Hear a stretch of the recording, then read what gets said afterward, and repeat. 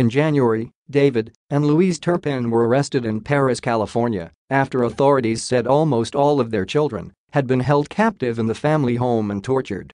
The kids, who ranged in age from 2 to 29 at the time their parents were taken into custody, were found in squalid conditions after one of the siblings escaped and called 911.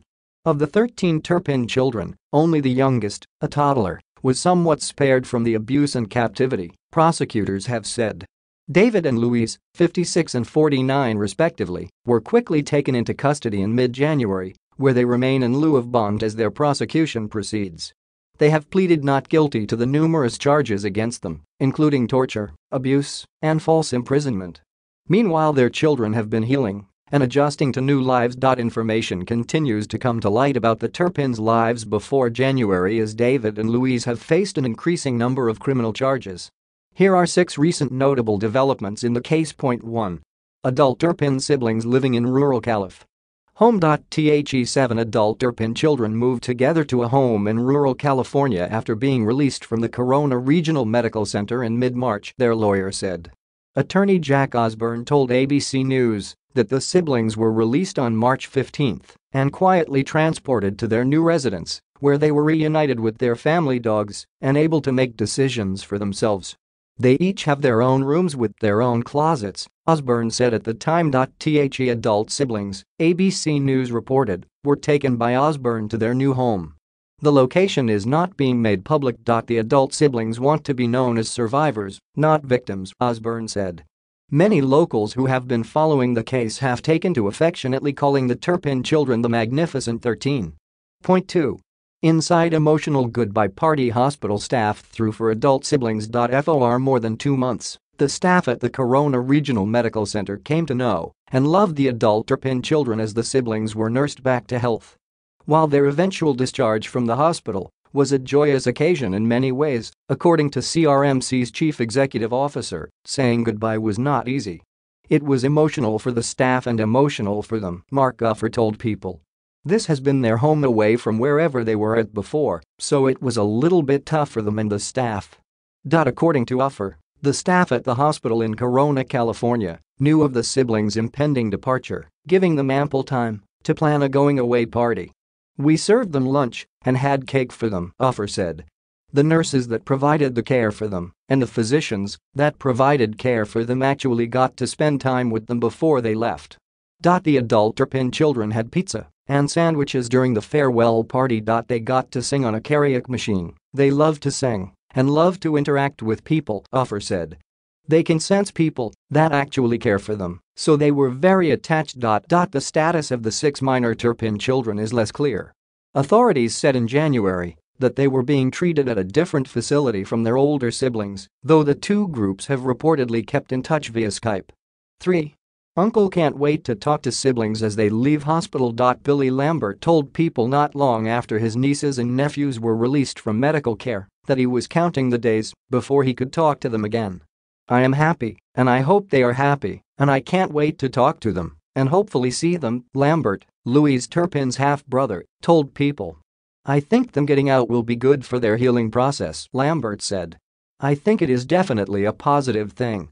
I love the kids and can't wait to talk to them and see how they are doing. He said then he was hoping to talk to his nieces and nephews in the next few weeks after he underwent a background check.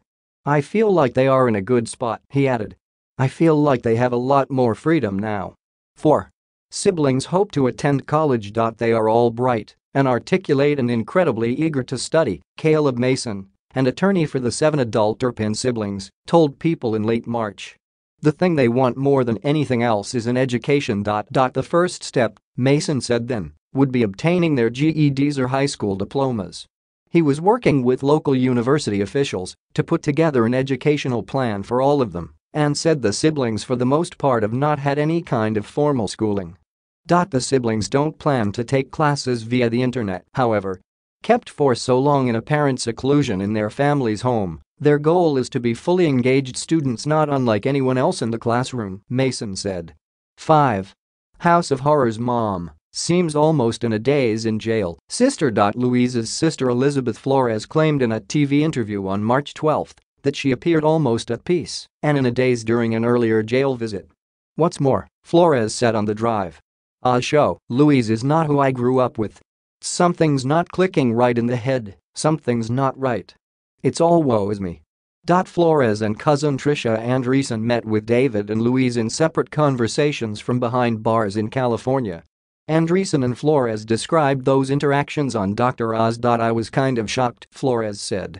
I figured that Louise's main concern would be the children. Asked if she believed Louise was sick, Flores said she did. She was almost in a daze, like everything's going to be all right, like she was I didn't see evilness at all, almost at peace, Flores said. She explained, my sister, she's living to fantasy, and she wants to keep it all hidden. She's playing a game. Flores and Andreessen also met with David, who they said acted in a strikingly different manner than his wife. I am so glad that Louise asked me to see him, Flores said. I needed that, for me. When I went in there, I immediately saw that he knew he had done wrong, he was remorseful, he cried the whole entire time. It wasn't fake. David was like a little boy that was ready to confess everything he had done, Flores said. He kept saying, I wish I could tell you about what we've done, what happened. He had been advised not to, she claimed. 6. What's ahead in court for the parents? A mini trial. David and Louise are scheduled to return to court for a hearing on May 4, when they and prosecutors could possibly agree on a date for the preliminary hearing for the impending trial. At the preliminary hearing, prosecutors say, is when they will be required to present enough evidence to substantiate the charges against the Turpins. It is a mini trial of sorts, but no jury, and the evidence only needs to be sufficient for a judge to decide to hold a defendant over for trial. John Hall, a spokesman for the Riverside County District Attorney's Office, told People. Hestrand has reportedly said that, should the case go to trial, some of the Turpin children will be called to testify against their parents. The allegations carry life in state prison, Louise's attorney, Jeff Moore, told People in January.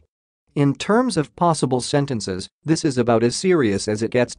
What we would like the public to know is that our clients are presumed to be innocent, an attorney for David has said, according to ABC News, and that's a very important presumption.